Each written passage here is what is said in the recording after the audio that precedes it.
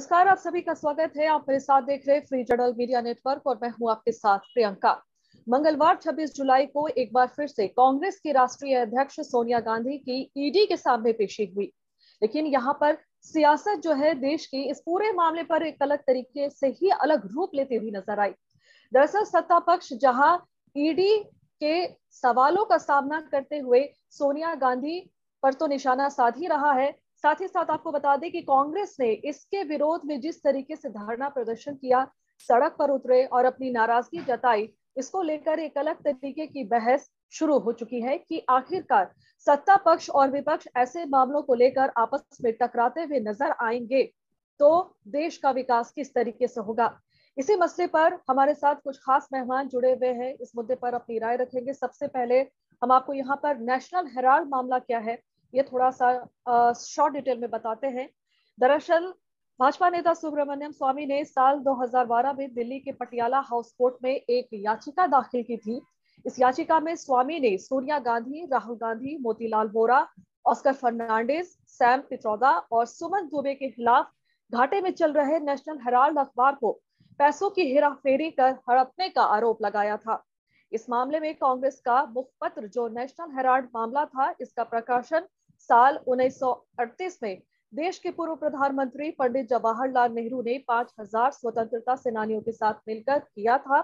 इस अखबार का प्रकाशन एसोसिएटेड जर्नल लिमिटेड एजेएल की तरफ से किया जाता था। बाद में ये अखबार घाटे में गया और साल 2008 में इसे बंद कर दिया गया। इसके बाद साल 2010 में यंग इंडियन प्राइवेट लिमिटेड नामक कंपनी एजेएल का इस पर अधिग्रहण हुआ। यंग इंडियन प्राइवेट लिमिटेड ने 76% हिस्सेदारी राहुल गांधी और सोनिया गांधी की है।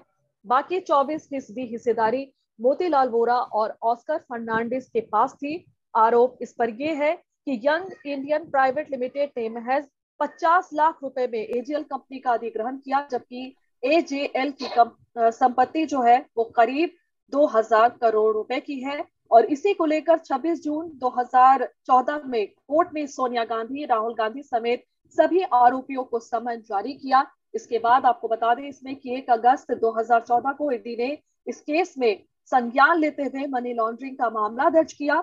19 दिसंबर 2015 में दिल्ली की पटियाला हाउस कोर्ट ने आरोपियों को जमानत दे दी, लेकिन मामला सुप्रीम कोर्ट पहुंचा और यहां से कार्रवाई को रद्द करने से इनकार कर दिया गया। हालांकि अब इस पूरे मामले में पहले राहुल गांधी की पेशी हुई और अब सोनिया गांधी की। चलिए इस कार्यक्रम में अब आगे बढ़ते हुए हमारे साथ कांग्रेस की तरफ से नेता मिर्जा जावेद अली जी हमारे साथ जुड़े हुए हैं। सर, सबसे पहले तो स्वागत है आपका। इस पूरे मामले में अगर देखा जाए मिर्जा जी, किस तरीके की सियासत देखने को मिल रही है यहाँ पर? सोनिया गांधी की पेशी को लेकर के कांग्रेस का जो प्रदर्शन देखने को मिला, आखिरकार क्या ये दिखाता है, क्या चाहता है विपक्ष? देखिए, ऐसा लगता है कि ये जो कार्रवाई है ये एक बदले की भावना से हो रहा है और कहीं ना कहीं बीजेपी सरकार, जो मोदी सरकार है, उसको लगता है कि वो कांग्रेस को इस तरह से दबा के पूरे देश के अंदर अपनी सत्ता को कायम रख पाएगी। लेकिन इनको याद नहीं है कि 77 के अंदर भी इसी प्रकार से कुछ लोगों ने देश के अंदर पहला कांग्रेस को खत्म करने की कोशिश की थी और हम बहुत तेजी के साथ वापिस आए थे और देश के अंदर फिर से कांग्रेस की सरकार बनी थी।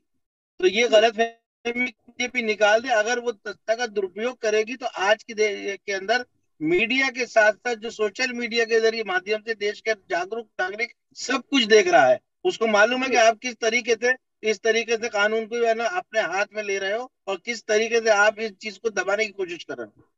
जी, हमारे साथ बीजेपी की तरफ से नेता संदीप द्विवेदी जी भी हमारे साथ इस कार्यक्रम में जुड़े हुए हैं। संदीप जी, बहुत बहुत स्वागत है आपका हमारे कार्यक्रम में।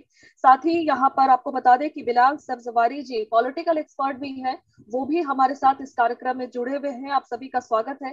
सर, यहाँ पर सबसे पहले संदीप द्विवेदी जी के पास जाना चाहेंगे। संदीप जी, सत्ता का दुरुपयोग कर रहे हैं आप, ऐसा कांग्रेस का आरोप सुना आपने? देखिए, मुझे लगता है कि कांग्रेस को पहले तो ये समझना पड़ेगा कि इन्हीं के पूर्व कांग्रेसी नेता ने इनके ऊपर आरोप लगाए हैं और उन आरोपों के ऊपर कोर्ट ने एजेंसीज को इंक्वायरी करने का ऑर्डर दिया है और कोर्ट के आदेश के बाद ही इंक्वायरी जो एजेंसियां हैं वो सक्रिय हुई हैं। अब इसमें कोर्ट मोदी के सारे पे चल रहा है, एजेंसियां मोदी के सारे पे चल रही हैं, सुब्रमण्यम स्वामी मोदी के सारे पे चल रहे हैं और जिनके खिलाफ सबूत मिले हैं और जिन पे एजेंसियां कहीं ना कहीं आरोप लगभग फाइनल करने के स्टेज पे हैं, आपको यहाँ कोई सबूत नहीं मिल रहा है बिना किसी केस के रजिस्टर के। 2 मिनट बिना ध्यान से सुन किसी केस लीजिए। रजिस्टर के इंक्वायरी की जा रही है। आपके ईडी किसी ने नेता सिर्फ की इंक्वायरी आपके के किसी लिए नेता बात की करने हिम्मत के हुई लिए बुलाया सुब्रमण्यम है। स्वामी के खिलाफ आप 2 शब्द अपनी बोलने बात की? तो करिए पूरी बात। अरे पहले 2 मिनट कोर्ट धैर्य ने से सुनिए। कर दिया था केस को, इलेक्शन कमीशन ने इसको निरस्त कर दिया था। ये आपने महंगाई और जबरदस्ती से बेरोजगारी पे उठा कितने जो धरना है प्रदर्शन केस किए है। हैं? आप अगर ईडी ने केस बनाया तो बताएं कहाँ है केस, एफआईआर लॉन्च की है कोई, तो कोर्ट में बताइए जमानत आप। लेके क्यों घूम रहे हैं माँ बेटे? नहीं, अगर आप केस की बात करिए, कोर्ट ने ईडी ने कोर्ट ने अपने तौर पे क्या जमानत किया के है, कोर्ट पहले, की बात नहीं, कोर्ट आप के लोग आदेश में नहीं कानून हो रहा है। व्यवस्था बिगाड़ के संवैधानिक परंपराओं का उल्लंघन कर रहे हैं और गुंडागर्दी कर रहे हैं रोड पे आप लोग। जिस केस में कोर्ट ने बाकायदा बीजेपी क्या सुब्रमण्यम करती स्वामी थी, से पूछा था। बीजेपी क्या करती थी, बीजेपी क्या बीजेपी करती थी नहीं तो उस दौर में क्या बीजेपी होता था। नहीं तो आप बीजेपी तो अपना दौर हिम्मतबाद भूल भी जाते हैं। करना चाह जिस रही है, आप तरीके करेंगे? नहीं जिस तरीके से देश को बंद नहीं करा जाता था, नहीं, पूरे बीजेपी जो देश के करेगी अंदर वो आप करेंगे? हिम्मत आप है आपके जनता अंदर? को लेकर फिरते अरे थे। आप में तो तब हिम्मत ही नहीं है जो बीजेपी कर सकती तब है वो आप कर लें। तब आप संविधान की रक्षा करते थे, देखिए, तब हम तो आप आज भी संविधान की संविधान की रक्षा रक्षा करते कर रहे हैं, थे। हम आपकी तरह और सड़कों पर कभी गुंडागर्दी कभी नहीं कर रहे हैं। कांग्रेस ने न इस तरह का तब कर रहे बर्ताव थे नहीं ना किया आप कर किसी रहे के हैं। साथ। कांग्रेस ने कभी इस तरह का बर्ताव किसी भी तरीके से नहीं किया। संविधान के रहते अंदर सबको कड़वी डेमोक्रेटिक राइट था कि वो कड़वी अपना सच्चाई प्रदर्शन ये करे। है, कड़वी आप लोग सच्चाई ये भी ये नहीं है कि करने जिस दे रहे हो 10 कि जनपद में आप पूर्व आज इसको प्रधानमंत्री गुंडागर्दी कह जाके रहे हो। हाजिरी देते थे, आज आप इसको उस गुंडागर्दी कह 10 रहे हो जब जनपद के बीजेपी लोगों को सत्ता में आज नहीं थी एजेंसीज तो के क्या सामने करती हाजिरी थी वो देनी पड़ बताएं रही है आप और ये मुझे। चीज पच नहीं रही बीजेपी इन्हें। जब सत्ता में नहीं थी जो तो क्या लोग करती अपने थी। आप को संविधान से ऊपर समझते थे, ये आज कहीं ना कहीं उसी घमंड में जी रहे हैं कि हम संविधान से ऊपर हैं। अरे हमारे संवैधानिक साथ एक एजेंसियों और ने आप आपको ये इंक्वायरी के हमेशा लिए सोचते बुलाया है, आए हो, आपको आपने सपोर्ट कभी करना हमारे चाहिए। साथ संविधान की रक्षा के बारे में सोचा ही जी, नहीं। हमारे साथ एक आपने और कभी मेहमान इस संविधान को नहीं बहस रखा। में हैं। आज तक जी बीजेपी ने यही काम किया है। कभी आपने जी देश का तिरंगा लहराया। अरे मिश्रा सर जी, आज एक आप तक लोग, मिनट, एक राष्ट्रीय मिनट। अरे आरएसएस के आप हेडक्वार्टर के ऊपर 50 370 साल तक जम्मू तिरंगा कश्मीर झंडा में नहीं लहराया 70 गया। साल तक आप लोग मिर्जा आपने जी, तिरंगा नहीं संविधान को लहरा बीजेपी पाए, और आप कांग्रेस तिरंगे इस की बात पूरे करते मामले हैं। को लेकर आपने आरोप एक संविधान दूसरे को पर क्या क्यों लगा किया रहे आपने हैं। गुंडागर्दी समझा कर रहे दीजिए। हैं? एक क्यों मिनट से डिबेट में आज सवाल भी भी आप यहाँ वही पर कर क्यों रहे हैं। डिबेट में भी गुंडागर्दी कर रहे हैं? सड़कों पे तो उतरे ही हैं जी आप। आज भी आप वही मिर्जा कर रहे जी, हैं। संदीप जी, मिर्जा जी, संदीप जी, मैं यहाँ पर आप दोनों को रोकना मिर्जा जी चाहूंगी। नहीं हमारे सुनेंगे साथ इन्हें, इन लोगों को सड़क पे हमारे उतरने साथ की आदत है और एक वही मिनट, सड़क एक छाप मिनट, राजनीति यहाँ एक मिनट करेंगे। संदीप जी, एक मिनट संदीप जी, हमारे साथ पॉलिटिकल एक्सपर्ट के तौर पर बिलाल सब्जवारी जी भी जुड़े हुए हैं। सर, आपका भी स्वागत है। आपने दोनों की अपने अपने विचार सुन लीजिए, अपना पक्ष रखिए। आप सुना, आपने क्या कुछ कहा इन लोगों ने? देखिए, विचार तो मैंने नहीं सुने दोनों के, न ही मेरे को जी इन दोनों के विचार सुनने का मौका मिला। जी नोक-झोंक हो रही थी और इस नोक-झोंक में मेरे को कुछ समझ में नहीं आया कि दोनों लोग आपस में क्या आरोप लगा रहे हैं और क्या कहना चाहते हैं। नहीं, दरअसल बीजेपी का। जी ये जिम्मेदारी एज ए मॉडरेटर आपकी है कि जब कोई व्यक्ति बोले तो दूसरे व्यक्ति को उसमें इंटरफेयर ना करने दें। अगर आप ही दो लोगों के मुर्गे लड़ाएंगी, किसी कंक्लूजन पे नहीं पहुंचेगी। ये मेरा आपसे विनम्र निवेदन है, जब जिस जी पार्टिसिपेंट की बारी हो वो बोले और अपनी बात को फिनिश करे। इस चीज का संयम और इस चीज का जो बैलेंस्ड है, ये बनाने की जिम्मेदारी आपकी है। अब मैं अपनी बात रखता हूँ। दरअसल देखिए, ये टेक्निकलिटी से फंसा हुआ मसला है। मसला अदालत के अधीन है और जब तक अदालत इस संबंध में कोई फैसला नहीं सुना देती, ये कहना कि कांग्रेस पार्टी चोर है या भारतीय जनता पार्टी दूध की धुली है, ये सरासर बेईमानी होगी।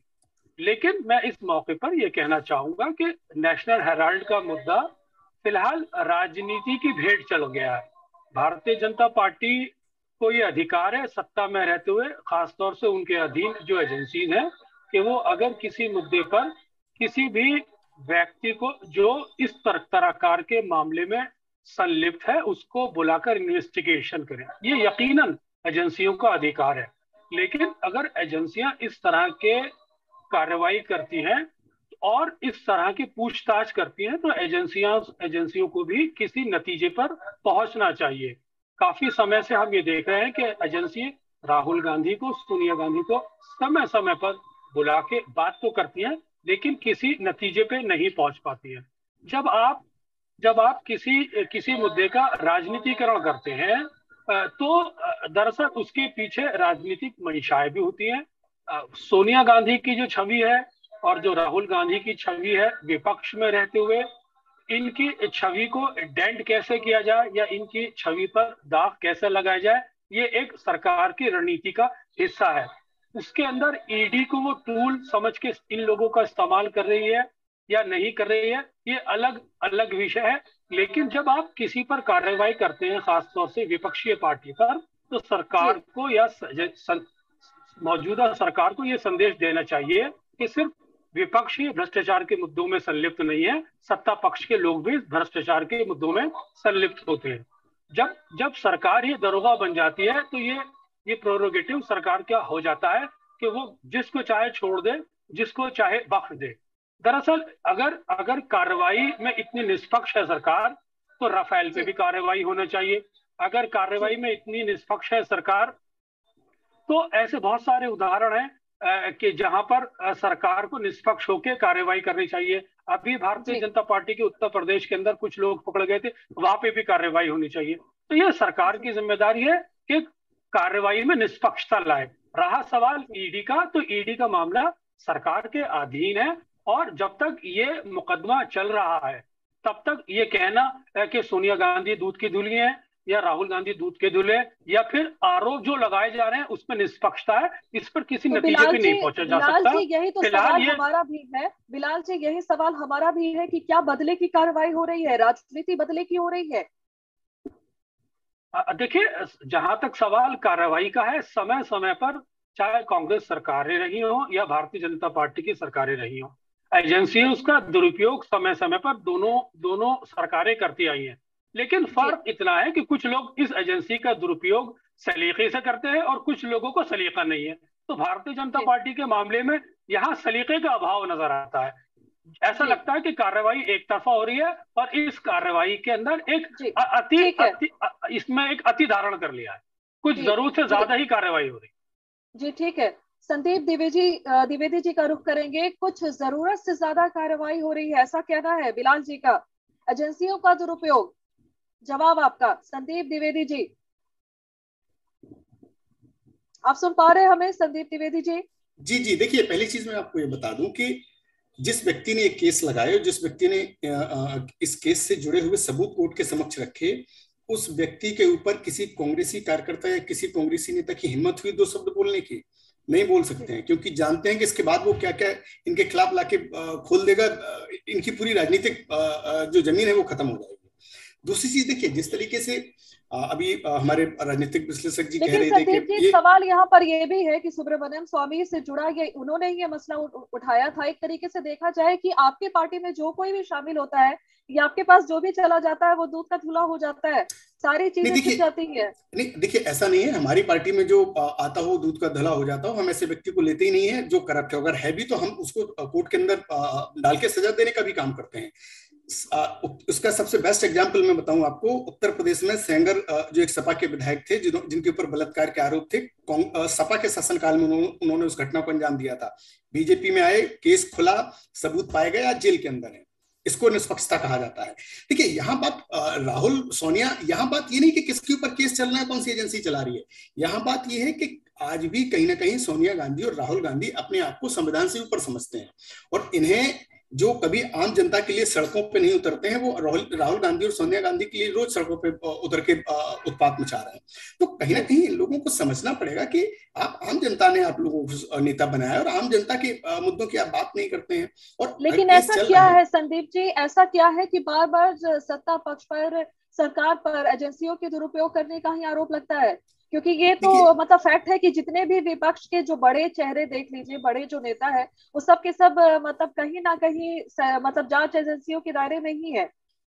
देखिए, जो सरकार में रह के जिस मशीनरी का दुरुपयोग करता रहा है, उसको यही लगता है कि दूसरी सरकार आएगी तो वो भी उसी का दुरुपयोग कर रही है। जबकि फैक्ट ये है कि कांग्रेस की परंपरा रही, उसने हमेशा एजेंसियों का दुरुपयोग किया है। तो उसी मानसिकता से आज भी ये बैठे, और इन्हें आज भी लगता है। जबकि फैक्ट है कि इसमें सरकार का कोई लेना देना नहीं है। इसमें कोर्ट, सुब्रमण्यम स्वामी और जो भी इंक्वायरी एजेंसियां जिनको कोर्ट ने ऑर्डर दिया है वो इंक्वायरी कर रही है। इसमें सरकार का क्या लेना देना। दूसरी चीज, आपके ऊपर इंक्वायरी चल रही है, अभी आपको कोर्ट ने जेल में नहीं डाला, आपके ऊपर कोई एक्शन नहीं लिया गया, आप सड़कों पर उत्पात मचा रहे हैं। आप ये जताने की कोशिश कर रहे हैं कि अगर सरकार इनके ऊपर एक्शन लेगी तो ये सड़कों पे दंगा भड़काने की कोशिश करेंगे। कहीं ना कहीं खुल के शक्ति प्रदर्शन और सरकार के ऊपर दबाव बनाने का काम कर रहे हैं लोग। जी जावेद जी, आपका जवाब। दबाव बना रहे हैं आप सरकार के ऊपर, आखिर क्या घबराहट है आपको जांच एजेंसी से? जावेद जी, सुन पा रहे हैं आप हमें? जावेद जी, आप सुन पा रहे हैं हमें? जी जी सर, आप सर जी, जावेद जी। जी, आपको आवाज जी आ रही है? जी जी, जिस बताइए। प्रकार आज ये अपनी एजेंसियों का दुरुपयोग कर रही है बीजेपी, अगर कांग्रेस ने अपने दौर के अंदर यूपीए में 1 में या 2 में दुरुपयोग किया होता और इस तरह की भावना से है ना इनके ऊपर कार्रवाई की जाती, तो शायद मोदी जी आज दिल्ली में नहीं होते। शायद आज दिल्ली के होम मिनिस्टर जो हमारे देश के हैं वो आज दिल्ली में नहीं होते।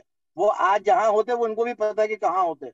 जिस प्रकार की वहां पे जो है ना गुजरात के अंदर उन लोगों ने अपना खेल खेला था, अगर बदले की भावना से कांग्रेस कार्रवाई करती या इन एजेंसियों का दुरुपयोग करती, तो आज जितने सारे वहां बैठे हुए बीजेपी में वो वहां नहीं होते।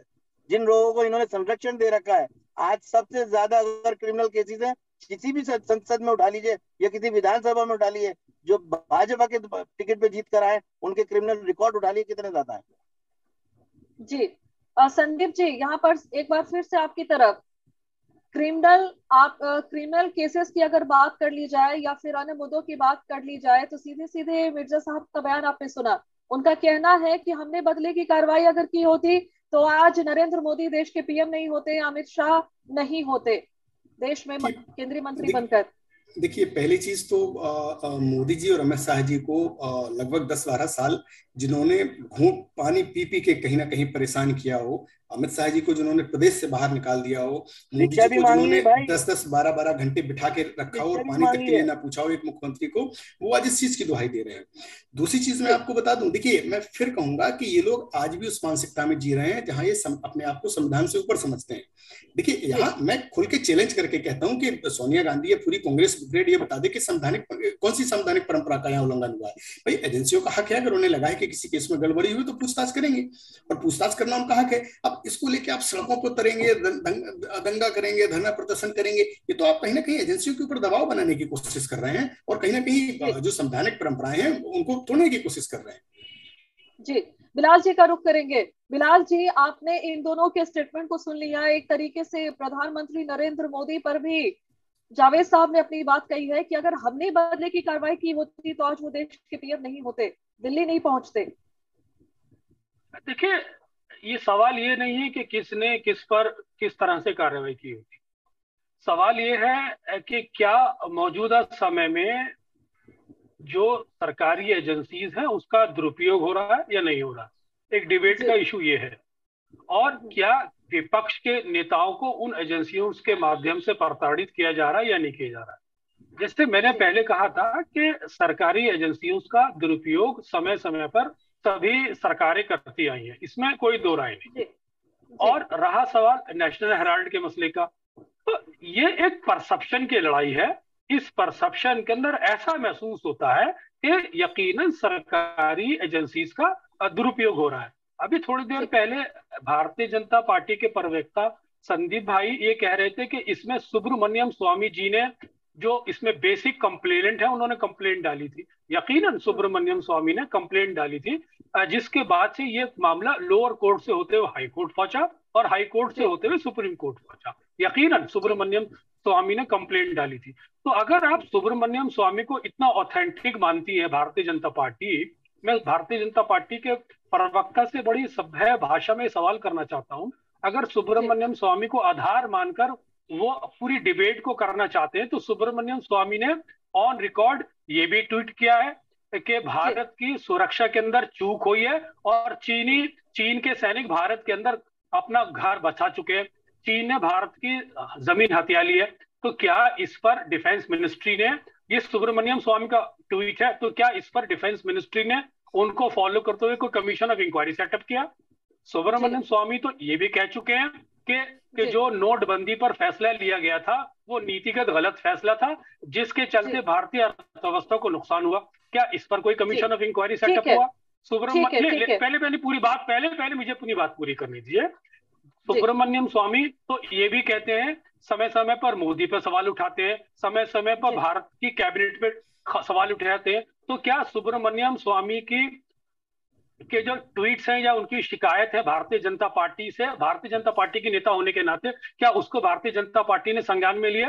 लेकिन सवाल ये नहीं है, सवाल ये है कि जब सत्ता में आप होते हैं तो आपको विपक्ष की जो पोटेंशियलिटी है उसको आप किस तरह से क्रश करते हैं, आपकी इंटेंशन ये रहती है। और कांग्रेस जब सत्ता में थी तो उससे भी इस तरह की चूक हुई थी। तो ये रिपीटिशन ऑफ अप्रोचेज है जिसको हमें बिलाल जी, देखने को मिल आपको रहा है। यहाँ पर रोकूंगी, आपको सर यहाँ पे मैं रोकूंगी। संदीप द्विवेदी जी के पास एक बार फिर से जाना चाहेंगे। संदीप द्विवेदी जी, बिलाल जी के जो भी सुलगते सवाल है वो आपने सुने। एक छोटा सा रिएक्शन यहाँ पर, मैटर यहाँ पर ये है कि बीजेपी और कांग्रेस में मतलब जो लड़ाई चल रही है वो ईडी के सामने सोनिया गांधी की पेशी हुई, और जिस तरीके से बार बार विपक्ष सत्ता पक्ष पर केंद्रीय जांच एजेंसियों के दुरुपयोग का आरोप लगाता रहा है, ये भी एक यहाँ पर मसला उठा। लेकिन सवाल यहाँ पर यह है कि अगर आम जनता से जुड़े मुद्दों को ना उठाते हुए इस तरीके के मुद्दे को उठाकर धरना प्रदर्शन करते हुए नजर आएंगे, तो ऐसे में विपक्ष और सत्ता पक्ष दोनों किस तरीके से जन सरोकारों के मुद्दों को लेकर के आगे बढ़ेंगे? देखिए, मुझे लगता है कि पहले तो या तो मुद्दे के समझ का अभाव है या जानबूझ के सिर्फ बीजेपी को टारगेट करना है, इसलिए इस तरह की बातें की जा रही हैं। अब मैं इनकी बातों का टू द पॉइंट जवाब दे दूं। देखिए, आपने कहा कि सुब्रमण्यम स्वामी की बातों को आधार मान के बीजेपी कार्रवाई क्यों नहीं करती है। देखिए, कार्रवाई करना बीजेपी का काम नहीं है। उन्होंने कोर्ट के समक्ष सबूत रखे, कोर्ट को उन सबूतों में कहीं ना कहीं लगा कि ये वैलिड है, और कोर्ट ने एजेंसीज को इंक्वायरी करने का मैटर दिया और वो कर रही है। इसका आप कहिए कि बीजेपी कर रही है, तो मुझे लगता है कि हास्यास्पद है। आपको संवैधानिक परंपराओं की मुझसे ज्यादा जानकारी, और आप इस तरह की बातें करें तो शोभा नहीं देता। दूसरी चीज, आपने कहा कि मोदी जी पे सुब्रमण्यम स्वामी जी ने इतने आरोप लगाए, क्या वो सही है? देखिए, आरोप सही है या नहीं है वो मैटर एक इंक्वायरी का है, और सरकार ने अपने लेवल पे इंक्वायरी की, और सरकार को जहां लगा कि उसमें सुधार करना चाहिए सरकार ने किया। लेकिन इतना धैर्यशील और इतना महानता का काम सिर्फ मोदी जी ही कर सकते हैं कि जो निंदक है उनको भी अपने नजदीक रखते हैं। वरना कांग्रेस में तो अगर आप राहुल गांधी के खिलाफ नॉमिनेशन फाइल कर दीजिए, आपको पार्टी से निकाल के बाहर कर दिया जाता है। आप सोनिया गांधी के खिलाफ बयान दीजिए, आपको पार्टी से निकाल के बाहर कर दिया जाएगा।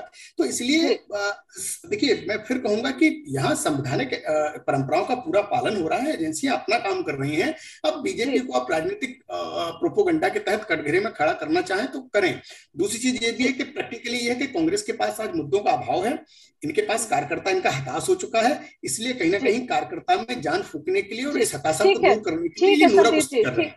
जी संदीप जी, यहाँ पर हम आप एक बार फिर से जावेद जी का रुख करेंगे। जावेद जी, स्टेटमेंट सुना आपने, यहाँ पर संदीप द्विवेदी जी ने जो कुछ भी कहा, छोटा सा रिएक्शन आपसे। आखिरकार क्या विपक्ष के पास मुद्दों की कमी है?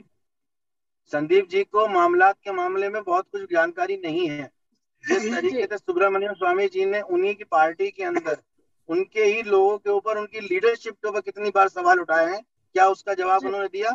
उन्होंने कहा हमने इंटरनल अपने मालूमात कर ली। क्यों आपको एजेंसी की जरूरत नहीं पड़ी इस मामलात को छानबीन करने के लिए? कितने मामलों के अंदर सुब्रमण्यम स्वामी जी ने डायरेक्ट कहा, चाहे वो नोटबंदी का मामला हो, चाहे वो राफेल का मामला हो, चाहे वो इनके अपने दूसरे मामला हो, उन्होंने डायरेक्ट इल्जाम लगाया। तब क्यों आज तक ना सुब्रमण्यम स्वामी जी के ऊपर इन्होंने कार्रवाई नहीं करी? क्योंकि वो खुद डरते हैं कि अगर सुब्रमण्यम स्वामी जी को रोका गया तो वो इनके और ज्यादा बढ़ते खोल देंगे। डर जिसको होता है वही इन सब चीजों को दबाता है। आज आप बताइए, जिस है ना SIT ने मोदी जी को क्लियर चिट दी, वो हेड आज कहाँ है? उनको प्रमोशन कर रिटायरमेंट के बाद कहाँ भेजा गया? क्या उसका जवाब है इनके पास? ठीक है जावेद जी, बहुत बहुत शुक्रिया। ठीक है जावेद जी, बहुत बहुत शुक्रिया। बिलाल सब्जवारी जी, पॉलिटिकल एक्सपर्ट के तौर पर हमारे साथ इस मसले पर उन्होंने भी अपनी बात रखी, अपनी राय यहाँ पर रखा उन्होंने। संदीप द्विवेदी जी भी हमारे साथ जुड़े हुए थे। आप सभी का बहुत बहुत धन्यवाद।